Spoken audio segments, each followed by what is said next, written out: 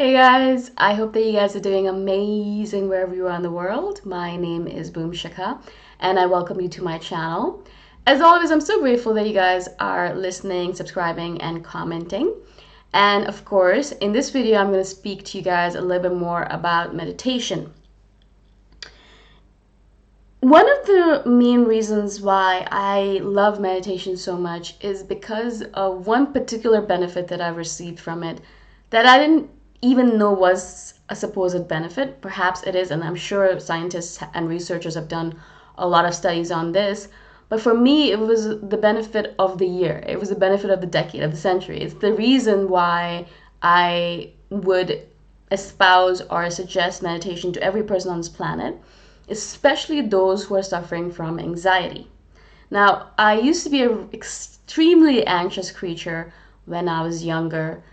I would say that perhaps I had mild forms of social anxiety disorder, or perhaps I was just anxious in general. But in general, that was my personality type. I was just a ball of anxiety. I felt anxious about everything. As I grew older, I learned more about myself. I started doing more yoga and meditation, obviously. I started running. I doing all these things to discharge all of this anxious energy from my body. And I realize as time goes on, especially now, my anxiety levels are almost non-existent. Of course, it crops up here, there, depending on the situation and depending on what's going on. But mostly, I'm not spending my entire day in a state of anxiety like I used to. And of course, I would say, running, because that running really helped me create a proper mind-body connection and helped me discharge that negative energy. But also yoga, because again, it created a great mind-body connection and helped me come into my body rather than staying in my head. That helped a lot. But I would say I think the major reason why I stopped being so anxious is because of meditation. The major source of my anxiety was this general sense of uneasiness where I would be sitting there and everything's fine. I'm sitting doing my work, everything's taken care of. I'm not late on any deadlines if it was school or work. And my relationship with my parents and everyone is fine. Everything is in harmony. I don't have any bills due and I have enough money to pay all my bills. All of the different things that you could possibly worry about are taken care of, right? And I'd be sitting there with all of those things taken care of and still have this general sense of uneasiness, this general sense of feeling that something is missing, something is wrong.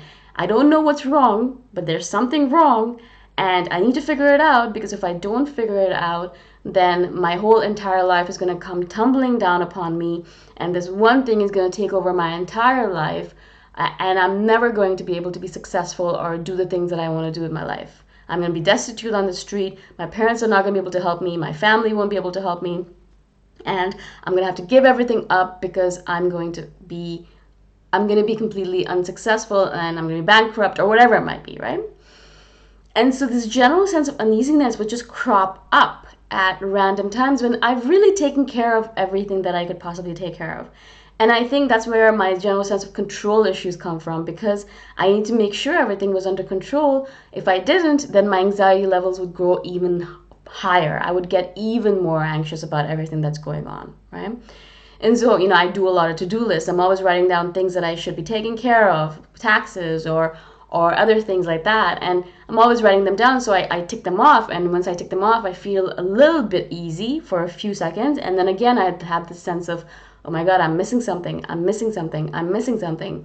Something must have been missed, and that is going to come and bite me in the bum later, right?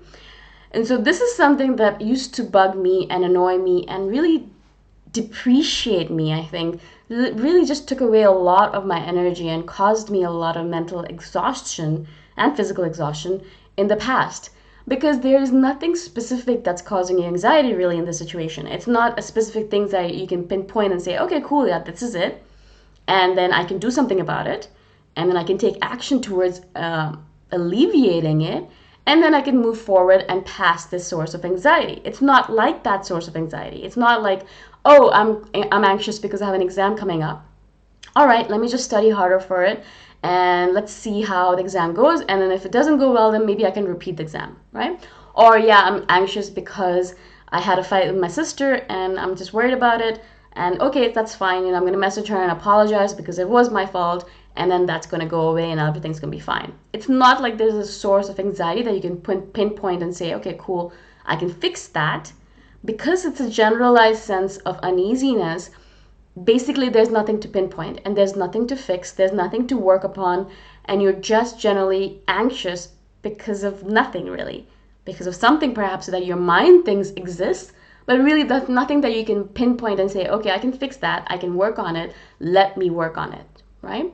And that's where the real issue comes from, because as an individual, as a person that really wants to control their lives, which is impossible obviously, but as a person who really wants to control their anxiety as well, it's a really terrible thing, a really terrible cycle to be stuck in, because there's nothing you can do about it. There's nothing you can do about it because there's really nothing that is causing this anxiety. It's just a general sense of uneasiness that's present in your mind because of the general sense of anxiety that you've become like a ball of anxiety. If you don't feel anxious, and I know I was like that, if I didn't have something to be anxious about, I would make something up to be anxious about, right? And this is something terrible to even say out loud, and I know that was a terrible thing to do to myself, but it was impossible for me to believe that there is nothing to be anxious about. Oh no, nothing to be anxious about. Everything's taken care of. How can that be? There must be something to be anxious about. There has to be something to be anxious about. I'm sure there's something. If I just pick at that scab enough, I'm sure I'll find something to be anxious about. And so I would pick at the scab and I would find, oh yeah, this is something I could be anxious about. The fact that basically the world is going to end soon because I haven't done this particular thing. Or I haven't gone to school in a couple of days, so yeah, of course I'm going to fail this course. Or something like that. I mean, I would literally find something to worry about, and then I'd pinpoint that, and I'd be like, all right, cool, so yeah, great. I have something to be anxious about. That feels great. Now I can actually feel anxious about it rather than being unsure about what to be anxious about, right? And if you actually listen to this audio or video and you're listening to me and you're thinking, this is insane, I can't believe people actually think this way. Unfortunately, this was how I spent a lot of my life. And I look back upon that ball of anxiety that I used to be, and I feel a lot of compassion and empathy and a lot of sadness because of all of those years where I just spent eons just wasting away my energy, my mental status, my sanity over something that was non-existent, something that didn't even exist, being anxious over something that was just not even there. And I think about it and I think to myself, what a waste of energy and time and mental capacity. I could have been building spaceships or rockets to the moon or something, and I could have been doing something else with that mental space and energy, but instead I was spending it berating myself because I didn't know what I was anxious about, and also feeling anxious about something random, something that wasn't pinpointable. And so just like it was just a terrible time to be alive. And of course, as I said, meditation was one of those things that really helped me realize that there's nothing to be anxious about. And I can't really emphasize to you guys how grateful I am to the practice of meditation for this exact reason. There's 100 other reasons why meditation helped me. I mean, it in stress relief, in the fact that it helped me be more aware of my body, in the fact that it helped me be more compassionate, in the fact that it helped me build my focus and attention, and all of those amazing things that meditation does. But I would say the main reason why I love meditation is for this particular thing, where the self-awareness and awareness of the waves of thought in my mind really helped me realize when I was going into that anxiety spiral. So because of meditation, I'll be able to say to myself, you're going into the anxiety mode because you have nothing to be anxious about. And that's the only reason. There's nothing to worry about. Everything is taken care of. You've done everything on your to-do list. You've taken care of everything that needs to be taken care of. Nothing to worry about. You're only going into the spiral because you have nothing to worry about.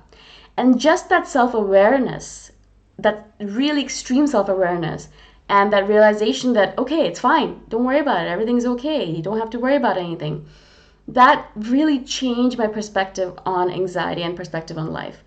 All of a sudden, I had all of this mental space released and free to think about other things. All of a sudden, I was able to think about the other questions of life. What am I doing here? What's my life purpose? Why am I sent to this planet at this particular time and point in time? What am I supposed to be doing with myself? How can I bring more of myself to this world? How can I serve this world in a better way? How can I give back to the world, to this world that has given me so much? All those things that, I wanted to think about, but I didn't have the mental space for it. Now I had it. Now I had that space because the anxiety that I had been feeling on a general level, on a constant level, has dissipated. Not completely, obviously, and I still have moments where I will wake up all of a sudden in the middle of the night and feel anxious about I don't know what, and I'll take that moment and just really meditate on it and realize, oh, there's nothing to be anxious about. This is just the way I'm generally used to behaving, so that's why I'm just following the same neural patterns. So just relax, everything's fine, and then I'll be able to go back to sleep. Whereas in the past, I would just stay awake all night thinking, oh my God, what am I supposed to be anxious about? I don't know, but I'm sure there's something. What is it? I don't know. And so now I can actually be like, all right, cool, just relax, everything is fine. Either go back to sleep, or if you want to do some work, go do work. But instead of letting yourself be mired by this anxiety and be just going into the spiral of depression and anxiety where nothing feels right and you're not able to do anything productive because you're just enamored with those thoughts of anxiety. That's where I never go anymore, right? I never go to that extreme anymore. And I would have to say it mainly is due to meditation because of that self-awareness and because of the awareness of the waves of thought that I've built through meditation, right? So being more aware of the fact that, yeah, you're going through that spiral right now. Stop it. Stop it now. It's okay. Everything's fine. Soothing myself, being tender to myself, and then stopping myself from going into the spiral and coming back into a space of equanimity. That really is one of the key reasons why I suggest meditation, not only to every person on this planet, particularly to those people who I know suffer from anxiety, which I'm thinking or believing or seeing affects almost everyone that I know. A lot of people that I know suffer from this sort of generalized sense of anxiety, and I don't know if it's just the world that we live in right now. There's so many things happening in the world that could obviously cause us to be anxious, or perhaps it's the food that we're eating, or our general disconnection from nature, from Mother Earth, living in concrete jungles, things like that. There's so many reasons that could be the ultimate reason for why there's so much more anxiety on the planet. But I do realize that meditation is one of those keys that can really help us alleviate that. Now, I just really wanted to share this with you guys because I've been noticing that this is something that's coming up for a lot of my friends, and I've been suggesting meditation to a lot of my girlfriends, a lot of people that are in Chiang Mai, a lot of people in Toronto, a lot of people in general, and I wanted to do this so that I could share my ideas with a bigger group of people. Hopefully this helps you as well. Perhaps you are suffering from this generalized sense of anxiety, this generalized sense of uneasiness, but not knowing why you feel uneasy. You don't know what you're missing. You don't think anything's missing, but you still feel this anxiety. And I hope that this video kind of helps you a little bit, or this audio. Again, thank you so much for listening, and I shall see you guys the next time around. Bye for now.